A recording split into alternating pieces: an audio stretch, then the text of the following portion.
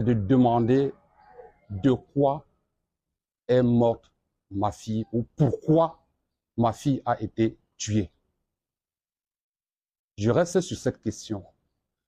Pour la simple raison que je ne sais pas si c'est à cause de moi, si ce que j'ai fait, et j'ai fait à qui pour que ma fille soit tuée, pour que ma fille soit assassinée. Pourquoi ma fille a été assassinée? Je ne demande pas qui l'a assassinée, mais je demande pourquoi elle a été assassinée. La justice fera son travail. Mais je veux d'emblée savoir, avant que je l'enterre, pourquoi est-ce qu'elle a été assassinée. Est-ce à cause de son père? Est-ce à cause de sa mère? Est-ce à cause d'elle-même?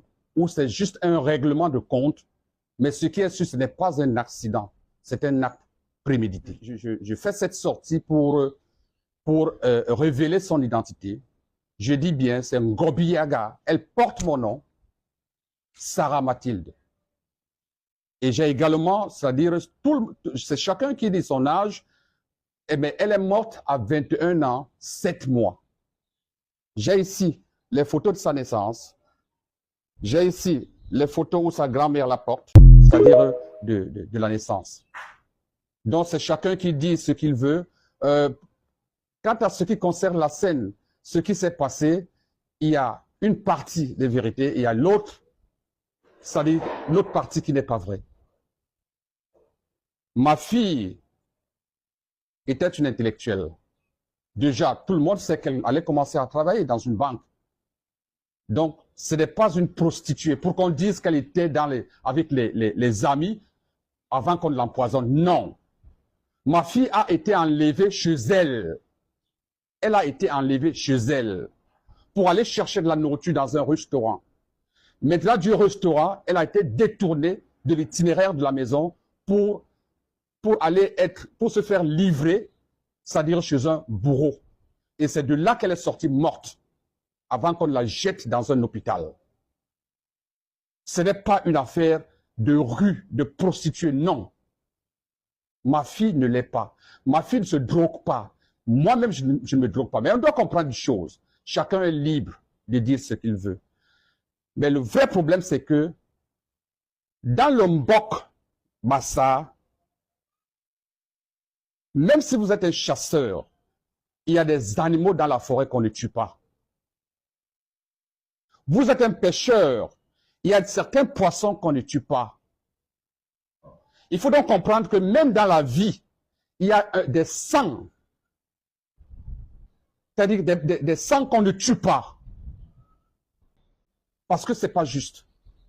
Détruire un enfant de cet âge, c'est comme détruire la nature. Parce que là, on s'attaque à la nature. Combien allait venir après elle? On ne sait pas. Donc c'est une destruction de la nature. Il n'y a pas de nom pour un parent qui a perdu sa fille ou son enfant. Il peut y avoir un nom pour un enfant qui a perdu son père, sa mère, son parent, ou une femme qui a perdu son mari, un mari qui a perdu. Mais pour un parent qui perd son enfant, jusqu'à aujourd'hui, les plus grands dictionnaires n'ont pas encore mis un nom pour cela. Parce que c'est inconcevable. Et aujourd'hui, je suis comme, c'est-à-dire une personne qu'on a amputé le cœur, parce qu'on m'a amputé une affection. Donc j'ai une amputation, c'est-à-dire cardiaque. Le choc est immense. Et ça doit se faire comprendre de partout dans le monde que c'est un acte ignoble. Que si la personne qui a commis cet acte reste encore cachée, qu'elle se dévoile pour me dire pourquoi il l'a fait. Ce n'est pas moi qui condamne. Je laisse la tâche, c'est-à-dire à la justice et aux autorités. Mais moi, je veux savoir pourquoi on l'a tué. Bien comme ces humains qui est sorti avec l'histoire là. C'est bien. Et on va parler, vous n'allez rien faire à personne. La sœur de la fille là est venue me raconter l'histoire du mari de votre star internationale là, il y a peut-être une semaine.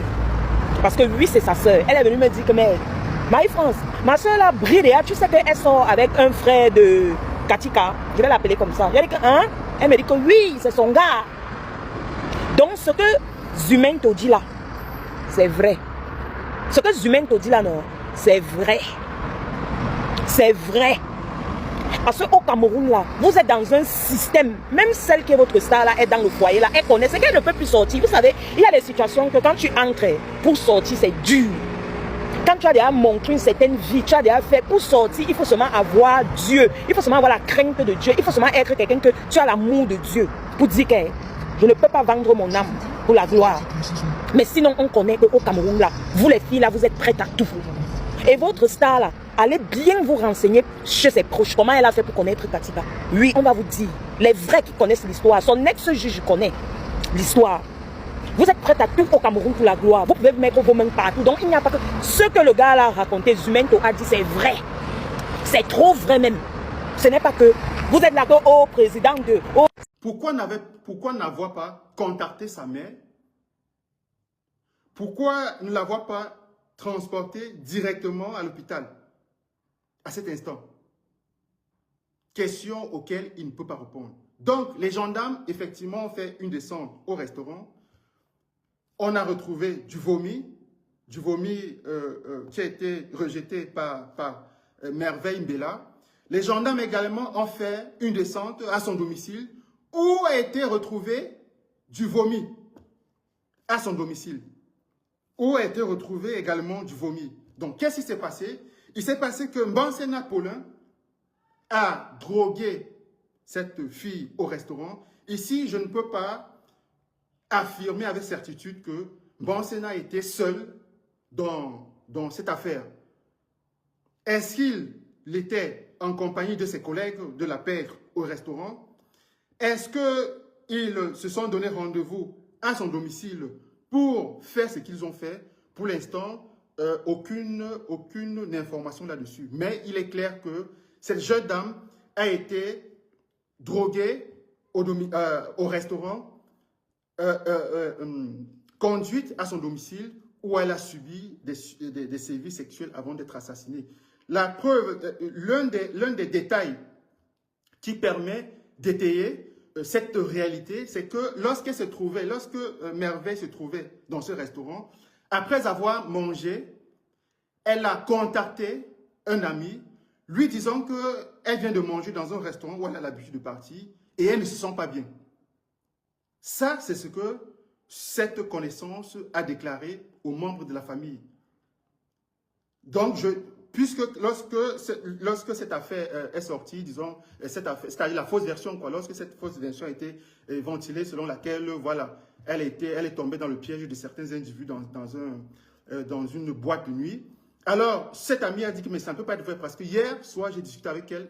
Elle m'a révélé être dans un restaurant où elle mangeait et ne s'était plus sentie bien après avoir consommé le repas. Pour raconter la vraie version de l'histoire de Merveille Mbela, donc c'est une histoire qui tourne un peu sur la toile africaine camerounaise précisément en ce moment. J'ai vu ça sur la page de Zumento et en fait il y a beaucoup trop de versions et je vais vous raconter ça parce que vraiment les filles, faites attention, n'importe là où vous êtes, surtout quand on vous invite et tout, suivez toujours votre instinct, c'est une dinguerie. Merveille Mbela, c'est une jeune fille qui a décidé d'aller manger dans un restaurant à côté du lieu où elle travaillait et en fait elle est décédée tout simplement empoisonnée. Les gens ont d'abord lancé une rumeur comme quoi elle serait sortie avec des copines et que les copines l'auraient laissée rentrer seule et il lui serait arrivé ça. En fait, on a découvert que le propriétaire du restaurant l'invitait, l'a courtisé, enfin, il l'a dragué clairement. Et qu'une fois, elle s'est laissée tenter, elle est allée faire des courses avec sa mère et lui, en rentrant sur le retour, il l'a invitée à manger et une fois qu'elle est allée manger, elle a complètement disparu, elle ne donnait plus de nouvelles, ses proches la cherchaient, plus rien. On découvre aussi que l'homme qui l'a invitée à manger, je vais dire son nom parce que ce sont quand même des faits très graves, présumés en tout cas, est Bassema Paulin, donc c'est une personne qui a une haute importance au Cameroun de son statut, etc., de ce que j'ai pu comprendre, et qui aurait pour habitude de faire ce type de choses. France se rend compte que littéralement la fille a été assassinée, et si je me trompe pas, elle a également été V, et grâce à Dieu, elle a de la famille dans tout ce qui va être police et Cameroun, donc une enquête est actuellement en cours,